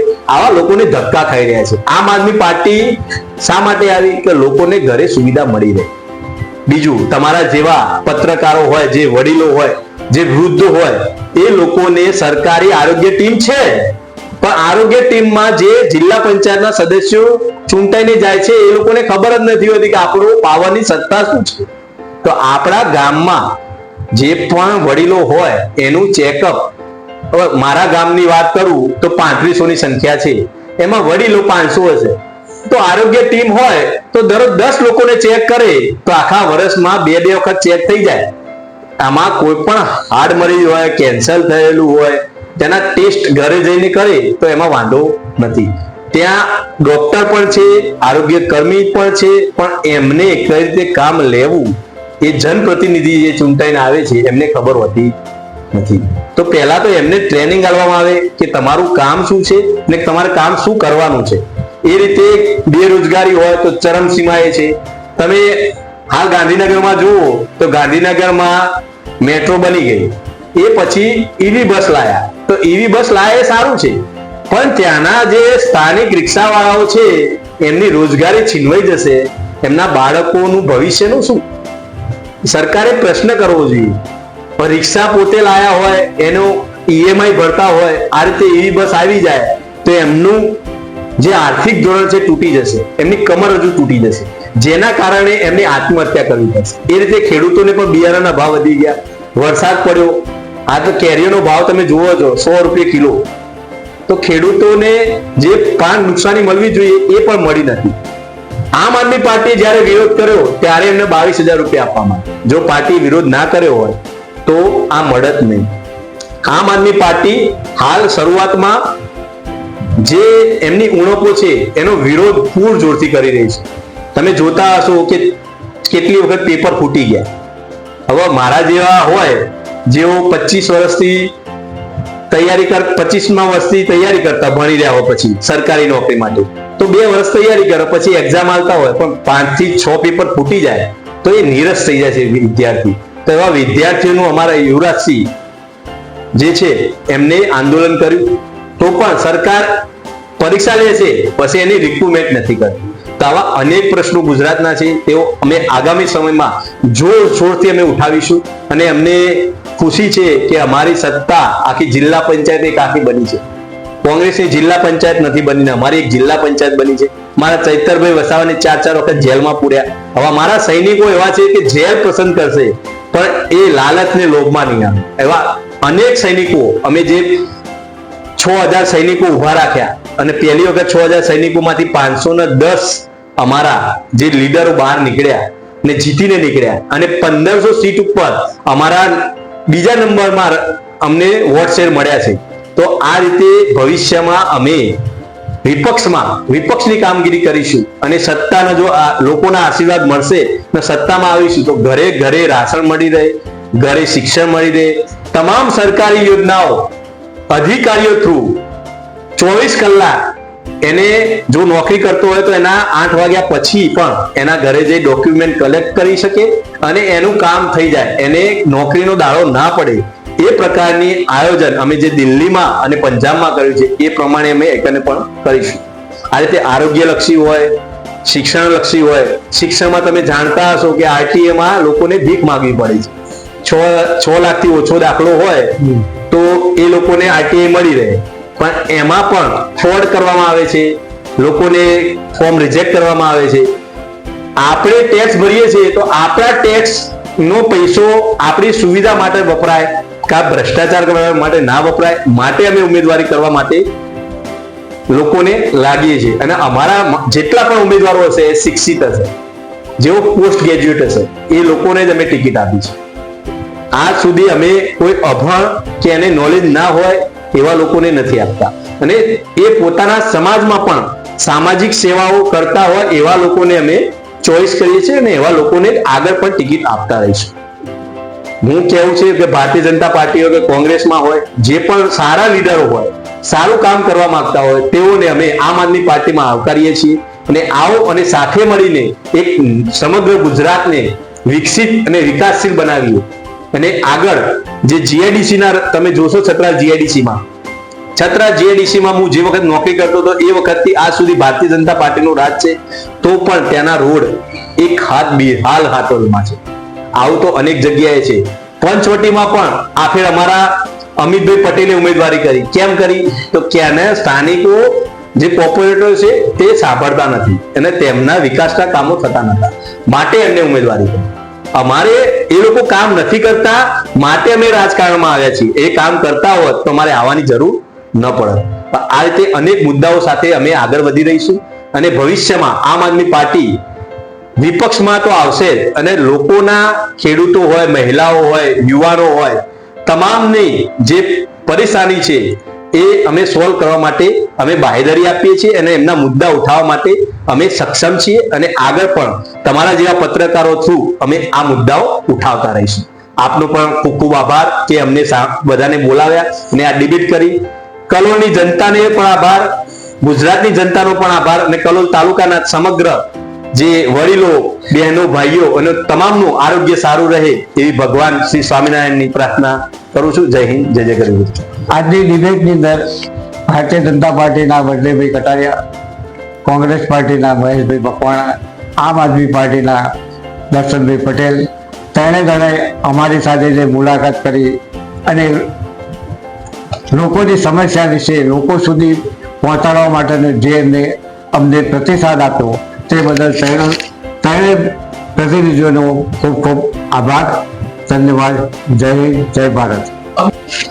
જે પ્રશ્નો પૂછ્યા તમે અને પ્રજાની જે હતી તમે એને વાચા આપી એ બદલ પણ આપનો આભાર માનું.